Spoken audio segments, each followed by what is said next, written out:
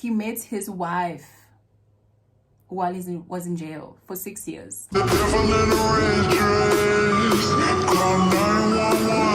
Miles east of Johannesburg, South Africa, a police reservist is taking the day off to hunt rabbits in one of the vast fields called velds. Suddenly, the stench of decomposing flesh fills the air.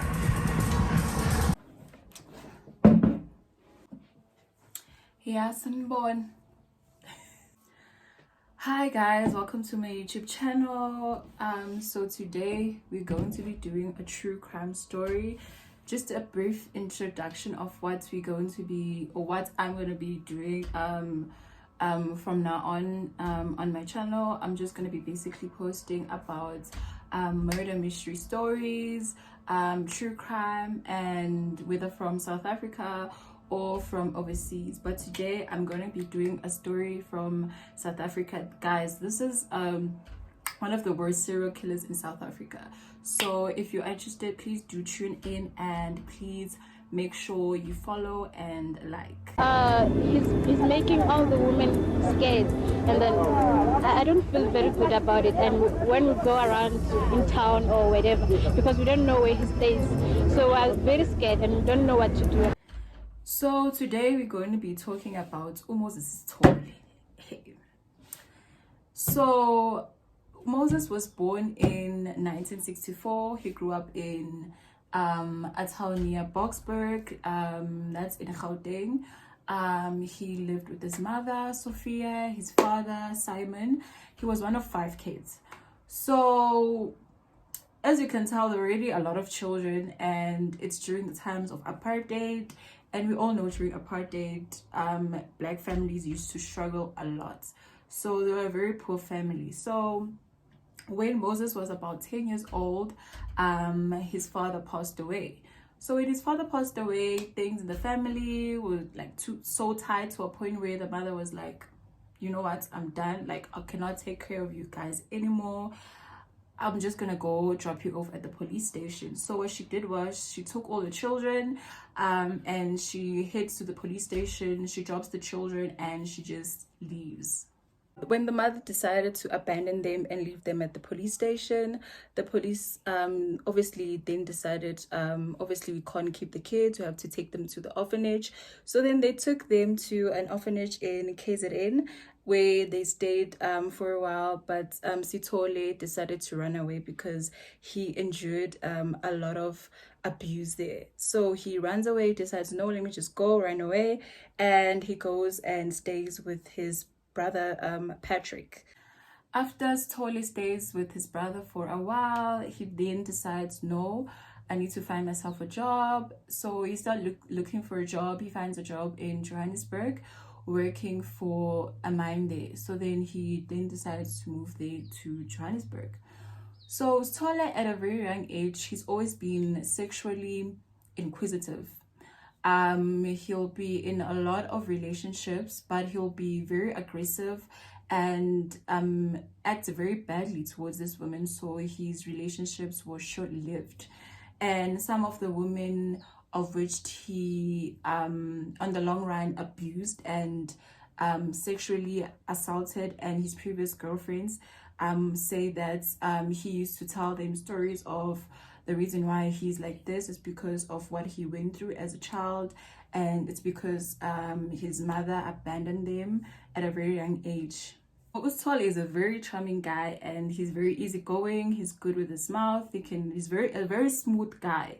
So because of this, it was very easy for him to convince girls to come with him. So what he will do was he will find a girl, and then he will speak to a girl. He will tell them, no, you know what, I have a job for you. All you need to do is just follow me. I'll show you where it is, and then we'll take it from there. So the girls will follow him, and he'll go to an empty field. And then as soon as the girls get to the empty field, he'll then strangle them with their panties. He will take off their panties, he will assault them, and then he will beat them up and strangle them with their panties, with their underwear. All had been strangled with articles of clothing, panties, bras, stockings. So when Sithole was in his killing spree in Johannesburg, when he was killing girls left, right, and center, this one time he met this girl, same old story, I have a job for you, took her to the field, strangled her and raped her, but this time this girl didn't die. So what happened was she managed to go to the police, described him, took his DNA from her, and he was then convicted and sentenced to 6 years. And the very funny story is, while he was in jail for this 6 years, he then met his wife. He met his wife while he was in jail for 6 years. His wife was one of the visitors. So this girl, her name was Martha, she was there at the police station when she was visiting. So I guess, I don't know, maybe he was like, hey, I get it, he was a very charming guy. So he probably was like, hey, can I have your numbers? Who are you? How are you? And then they ended up getting married. Girl. Okay, let me not judge. So apparently she said yes to him. They ended up getting married, having kids when Sithole was out. So during the year 1994 to the year 1995, Sithole killed 38 women, 1 attempted murder, and 4 rapes. So imagine, in the time span of 1994 to 1995, that's only 1 year, Sithole killed 38. He's out of prison now. He's back to his killings. Obviously, he didn't stop. So now he starts getting attention. So he starts seeing himself in newspapers. He starts seeing himself on television. So he starts getting cocky. He's like, yes, like I'm a celebrity now. I'm famous. So one day in October 1995, he calls up this South African journalist. He then confesses to him that he is the wanted killer that everybody is on a rant about. And obviously the police and this journalist did not believe him. So then he goes on to confess of killing 75 women. That's almost double of what people thought and what people were writing about. So he tells them, no, I've killed 75 women. And to prove it, he gave them directions to where he buried some of these women, and they recovered the body. So after he tells the journalists where he buried all these bodies, he starts speaking to him, he starts confessing and telling. Obviously they asked him, okay, like, why would you do this? Why are you killing so many women? Like, what's the backstory?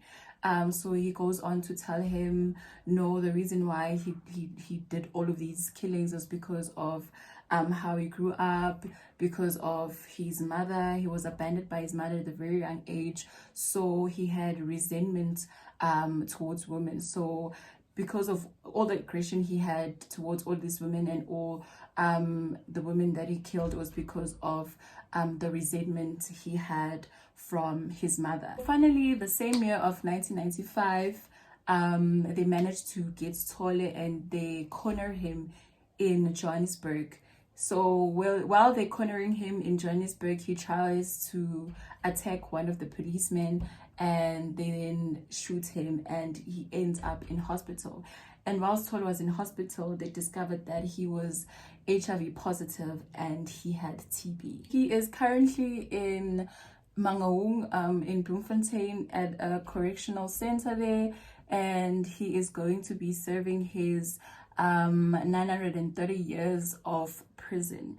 I don't know, the fact that he is in the same like city I am, well, I'm in Bloemfontein, like that's where I stay, and the fact that he's at the same city where I am,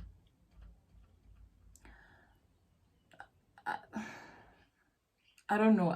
Thank you very much for being with me in this entire true crime video. Please do like and please do subscribe to my channel, and please do press on the notification bar so you will be notified when I upload again. Come.